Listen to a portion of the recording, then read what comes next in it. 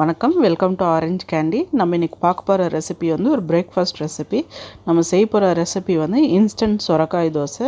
டக்குன்னு வந்து இட்லி தோசை மாவு இல்லாத போது ஒரு சுரக்காய் வச்சு ரொம்ப டேஸ்டியாகவும் ரொம்ப ஹெல்த்தியான தோசை வந்து நம்ம செய்ய போகிறோம். ஸோ இந்த சுரக்காய் தோசை செய்யறதுக்கு தேவையான பொருள் செய்முறை என்னென்னு வாங்க பார்க்கலாம். இதுக்கு வந்து நான் ஒரு சின்ன சைஸ் வந்து சுரக்காய் எடுத்திருக்கேன். ஸோ ஃபஸ்ட்டு இது வந்து நம்ம நல்லா தோல் சீவி உள்ளே இருக்கிற விதையெல்லாம் நீக்கிட்டு நல்லா வந்து இந்தமாதிரி ரஃப்பாக வந்து கட் பண்ணி எடுத்து வச்சுக்கணும். ஸோ பாருங்கள், நான் மற்ற சுரக்காயும் வந்து இந்தமாதிரி தோல் சீவிட்டு ரஃப்பாக வந்து கட் பண்ணி வச்சுருக்கேன். உள்ளே இருக்கிற விதையெல்லாம் வந்து நல்லா நீக்கி வச்சுருக்கேன். ஸோ இப்போ நம்ம கட் பண்ணி வச்சுருக்க சுரக்காவை வந்து இது மாதிரி ஒரு மிக்ஸி ஜாரில் சேர்த்துக்கலாம். இது கூட வந்து ஒரு 1/2 இன்ச்சு சைஸ் அளவுக்கு இஞ்சி வந்து தோல் சீவி ரஃபாக கட் பண்ணி வச்சுருக்கேன், அதுவும் சேர்த்துக்கலாம். காரத்துக்கு வந்து 4 பச்சை மிளகாய் சேர்த்துக்கிறேன். ஸோ உங்களுக்கு எவ்வளோ காரம் வேணுமோ அதுக்கேற்ற மாதிரி வந்து பச்சை மிளகாய் குவான்டிட்டியை வந்து சேஞ்ச் பண்ணிக்கோங்க. அப்புறம் 1/2 டீஸ்பூன் அளவுக்கு வந்து சீரகம் சேர்த்துக்கலாம். இது கூட வந்து கொஞ்சமாக வந்து ஒரு 2 டேபிள் ஸ்பூன் அளவுக்கு வந்து தண்ணி விட்டு நல்லா வந்து ஃபைன் பேஸ்ட்டாக இது மாதிரி மையாக அரைச்சி எடுத்துக்கலாம் நம்ம. ஸோ இப்போ நம்ம அரைச்சி வச்சுருக்க விழுதை வந்து இது மாதிரி ஒரு மிக்சிங் பவுலில் சேர்த்துக்கலாம். இப்போ இது கூட வந்து 1/2 கப் அளவுக்கு வந்து ரவை சேர்த்துக்கலாம். 1/2 கப் அளவுக்கு வந்து அரிசி மாவு சேர்த்துக்கலாம். அப்புறம் 1/4 கப் அளவுக்கு வந்து கோதுமை மாவு சேர்த்துக்கலாம். மாவுக்கு வந்து தேவையான அளவுக்கு உப்பு சேர்த்துக்கலாம் நம்ம இதில். இது கூட வந்து 2 கப் அளவுக்கு வந்து தண்ணி சேர்த்துக்கலாம் நம்ம.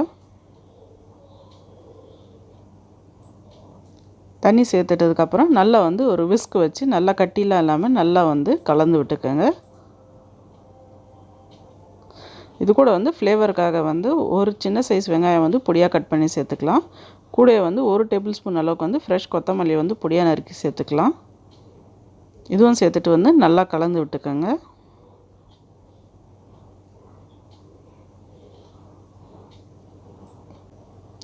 இப்போ இது கூட வந்து 1/2 கப் அளவுக்கு வந்து தண்ணி சேர்த்துக்கலாம்.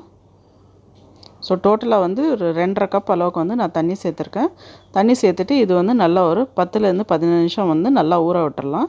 பாருங்கள், இது வந்து நல்லா ஊறினதுக்கப்புறம் பாருங்கள் ரவெல்லாம் வந்து நல்லா ஸ்வெல் ஆகிடுச்சு. அது வந்து இருக்கிற தண்ணியெல்லாம் வந்து நல்லா அப்சார்ப் பண்ணிக்கிச்சு.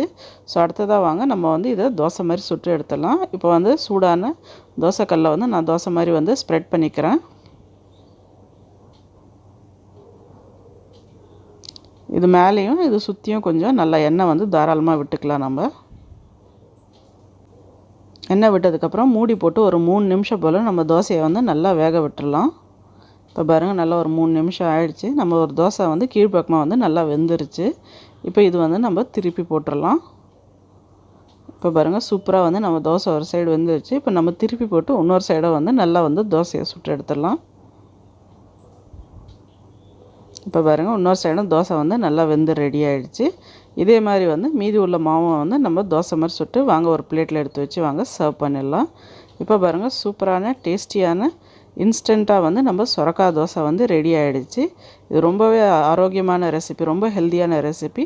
டயட் பண்ணுறவங்களாம் கண்டிப்பாக இந்த ரெசிபி ட்ரை பண்ணி பாருங்கள், உங்களுக்கும் பிடிக்கும்னு நினைக்கிறேன். இதுக்கு வந்து உங்களுக்கு பிடிச்சமான எந்த சைட் டிஷ் வேணாலும் வச்சுக்கலாம். சிம்பிளான ஒரு தக்காளி தொக்கு இல்லைன்னா தக்காளி சட்னி, கார சட்னி, எந்த சட்னி உங்களுக்கு வேணுமோ அது இது கூட தொட்டு சாப்பிட்லாம். ஸோ எந்த மாவு அரைக்கிற வேலை இல்லை, ஊற வைக்கிற வேலை இல்லை, புளிக்க வைக்கிற வேலை இல்லை. டக்குன்னு வந்து குயிக்காக வந்து ஒரு 20-30 மினிட்ஸ்க்குள்ளே வந்து நம்மளுக்கு ஒரு ஹெல்த்தியான பிரேக்ஃபாஸ்ட் ரெடி. கண்டிப்பாக இந்த ரெசிபி ட்ரை பண்ணி பாருங்கள், உங்களுக்கும் பிடிக்கும்னு நினைக்கிறேன். ட்ரை பண்ணி பார்த்துட்டு எப்படின்னு வந்து கீழே கமெண்ட் செக்ஷனில் சொல்லுங்கள். அப்புறம் இந்த வீடியோ உங்களுக்கு பிடிச்சிருந்தால் லைக் பண்ணுங்கள், ஷேர் பண்ணுங்கள். அப்புறம் மறக்காமல் எங்கள் சேனலில் ஆரஞ்ச் கேண்டிக்கு சப்ஸ்கிரைப் பண்ணுங்கள். கூட வந்து பெல் ஐக்கனை ப்ரெஸ் பண்ண மறக்காதீங்க. அப்போ தான் எங்கள் சேனலோட உடனடி நோட்டிஃபிகேஷன் உங்களுக்கு வரும். நன்றி, வணக்கம்.